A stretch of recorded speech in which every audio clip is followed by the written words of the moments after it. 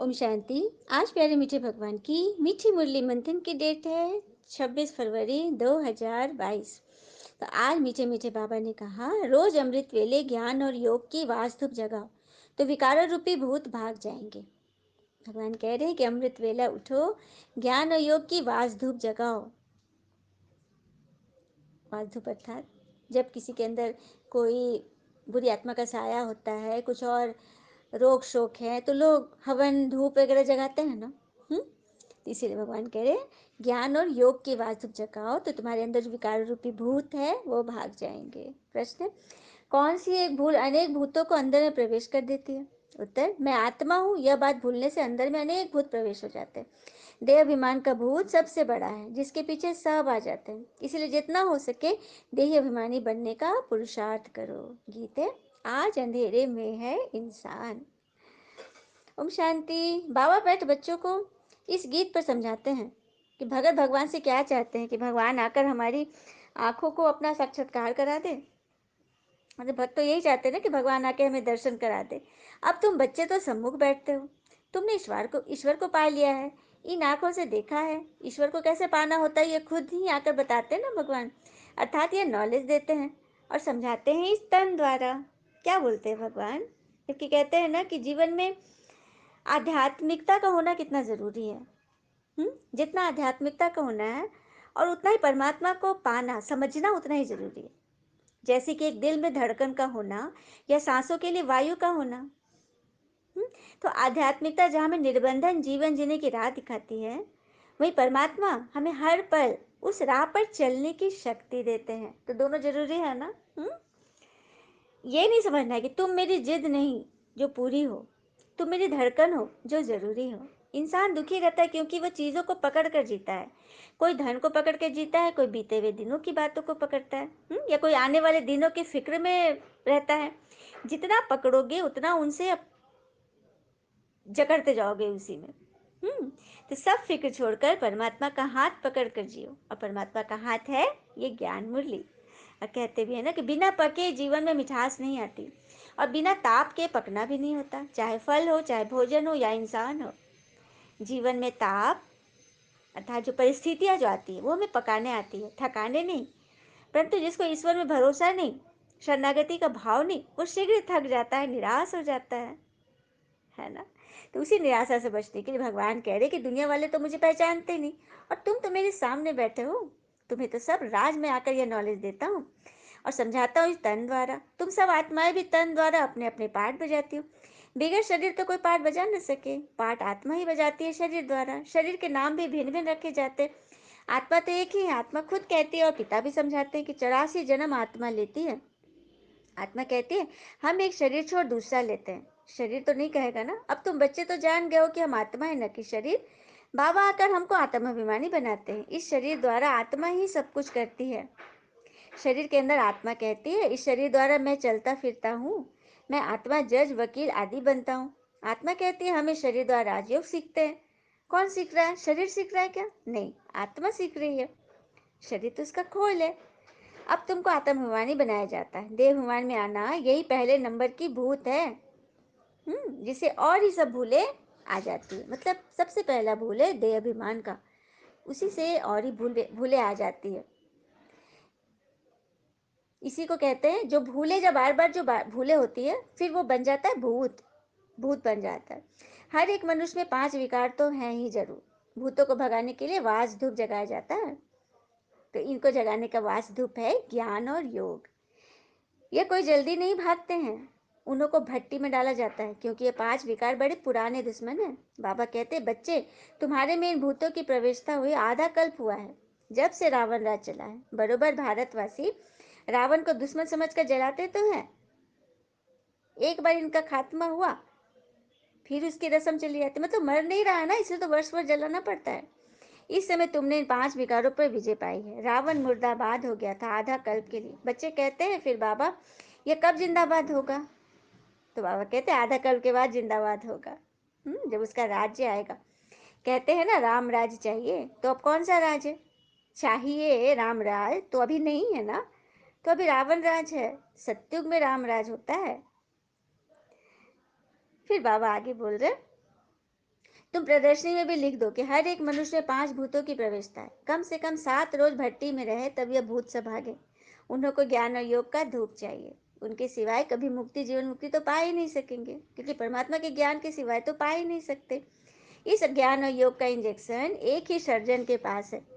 अब यह ज्ञान आत्मा को मिल रहा है। बाबा आकर आत्मा को ज्ञान दे रहे ना, आत्मा को इंजेक्शन लगाते हैं। आत्मा समझती है कि भगवान हमको समझा रहे हैं, और कोई भाषा में ऐसे नहीं कहेंगे परमपिता परमात्मा हमको पढ़ा रहे हैं, मतलब किसी धर्म में ऐसा नहीं सुना होगा। भगवान खुद भी निराकार तो बच्चे भी निराकार, निराकार ही साकार द्वारा साकारी बच्चों को ज्ञान दे रहे हैं।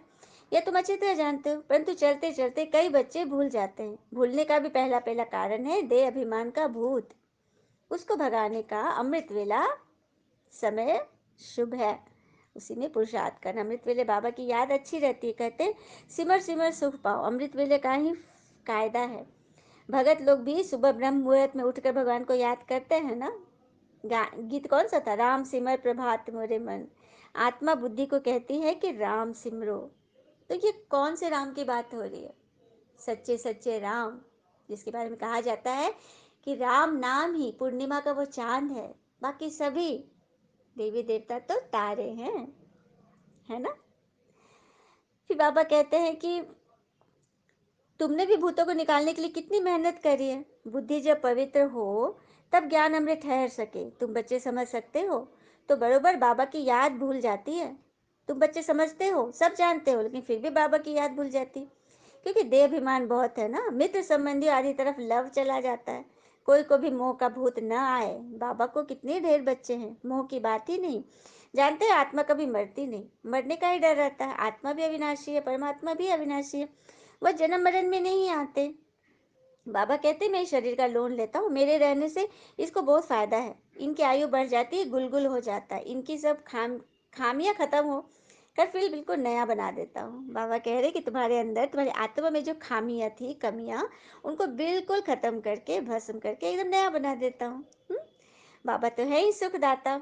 मेरे कारण यह योग सीखते हैं तब तो तंदुरुस्त बन जाते हैं। किसको गाली देना, गुस्सा करना, यह सब आसुरी स्वभाव है। सत्युग में यह गाली आदि होती ही नहीं। नाम ही कितना फर्स्ट क्लास है, हेवन, बैकुंठ, पैराडाइज कहते हैं। क्राइस्ट से 3000 वर्ष पहले पैराडाइज था। ये तो सभी कहते हैं। फिर बाबा कह रहे हैं कि कल पहले भी गाली खाई थी, ये तो होना ही है। अगर किसी को कुछ बुरा भला कहा जा रहा है तो इसका अर्थ है कि उसके मुकुट में हीरे लग रहे हैं। लेकिन जिसने कहा उसका तो विक्रम जमा हुआ ना। कोई तो पवित्रता की प्रतिज्ञा करते फिर हार खा लेते। कल्प कल्प की लॉटरी है, इसमें जांच की जाती है कि कहाँ तक वर्षा लेते हैं, फिर कल्प कल्प लेते रहेंगे। वहाँ काम न मिलने के कारण फिर क्रोध में आकर हंगामा करते हैं, तकलीफ बहुत देते हैं, मारते भी है, फिर जब समझ जाते हैं तो माफ़ी भी लेते हैं। फिर भी अपकारी के ऊपर उपकार करना होता है ना। कहेंगे अच्छा फिर पुरुषार्थ करो। अपकारी पर उपकार कर उठाना बेहतर है, रहम दिल बनना होता है। पहले पहले मेहनत है आत्म अभिमानी बनने की। देह अभिमानी होने से बाबा को भूल जाते हैं, फिर भूले होती रहेंगी। जितना बड़ी कंसेंसस में आएंगे ना, फलना ने ऐसा बोला वैसा बोला, तो इसमें भूले होती है। हर एक के चलन से पता पड़ जाता है। मुख से हमेशा रत्न निकलने चाहिए, पत्थर नहीं। आगे पत्थर निकलते थे, अब रत्न निकलेंगे। तुम्हारा नाम ही है रूप बसंत। बाबा भी रूप बसंत है, ज्ञान का सागर है। उनका रूप भी ज्योतिर्लिंगम दिखाया है, परंतु है तो वो स्टार। पूजा के लिए बड़ा रूप रख दिया है, क्योंकि भक्ति में हमें चढ़ावा चढ़ाने की आदत है ना, तो ज्योति बिंदु की पूजा कैसे करेंगे, इसीलिए बड़ा सा शिवलिंग बनाया है। अच्छा, बाबा को नमस्ते। धारणा के लिए मुख्य सार, पहली पॉइंट, पहले पहले आत्माभिमानी बनने की मेहनत करनी है। देह अभिमान में कभी नहीं आना है। रहम दिल बन, अपकारी पर भी उपकार करना है। दूसरी पर, भूतों को भगाने के लिए अमृत वेले विशेष याद में रहने का पुरुषार्थ करना है। मीठे झाड़ का सैपलिंग लगाने में बाबा का मददगार बनना है। मीठा झाड़ अर्थात देवी देवता धर्म, सनातन धर्म की सैपलिंग लग रही है। उसमें हम सब बच्चों की कर कमलों की बाबा को दरकार है। हमें मददगार बनना है ना, वरदान है। बेहद की वैराग्य वृत्ति द्वारा मेरेपन के रॉयल रूप को समाप्त करने वाले न्यारे व प्यारे भव। बेहद की वैराग्य वृत्ति द्वारा मेरेपन के रॉयल रूप को समाप्त करने वाले न्यारे प्यारे बनो। समय की समीपता प्रमाण वर्तमान समय के वायुमंडल में बेहद का वैराग्य प्रत्यक्ष रूप में होना आवश्यक है, यथार्थ वैराग्य वृत्ति का अर्थ है सर्व के संबंध संपर्क में जितना न्यारा उतना प्यारा। जो न्यारा प्यारा है वह निमित्त और निर्माण है, उसमें मेरेपन का भान आ नहीं सकता। न्यारा वह प्यारा था जो सूक्ष्म बातें करते हैं, अंदर की बातें, तो वो निमित्त और निर्माण है, उनमें मेरेपन का भान नहीं है। कि जो स्थूल वृत्ति से जो समझते हैं उनको देह भान में वो भूले करते हैं। तो उससे अपने आप की चेकिंग करनी है। वर्तमान समय मेरापन रॉयल रूप से बढ़ गया है। देखो ये भी बाबा बता रहे कि आज के समय में मेरापन जो है ना, वो एकदम रॉयल से भी रॉयल रूप से आता है, ज्ञान के पॉइंट से आ जाएगा, बाबा रूप से भी आ जाएगा। तो उसको समझना है कि यहाँ पर माया है। कहेंगे ये मेरा ही काम है, मेरा ही स्थान है, मुझे ये सब साधन भाग्य अनुसार मिले हैं, वो सब ऐसे रॉयल रूप से मेरेपन को समाप्त करो। बाबा कह रहे ये सब कुछ मेरा, मैंने किया, ये हुआ, उसने किया, बिल्कुल नहीं। ये सब माया के रॉयल रॉयल रूप है, इस मेरेपन को समाप्त करो। स्लोगन, पर चिंतन के प्रभाव से मुक्त होना है तो शुभ चिंतन करो और शुभ चिंतक बनो। सभी से क्षमा मांगकर आगे बढ़ो। पर चिंतन के प्रभाव में मत आना है, शुभ चिंतन करना है और सबके शुभ चिंतक बनना है। अच्छा, ओम शांति। शुक्र मीठे बाबा, वो बाबा के प्यारे प्यारे बच्चे। थैंक यू बाबा। All is well always. ओम शांति।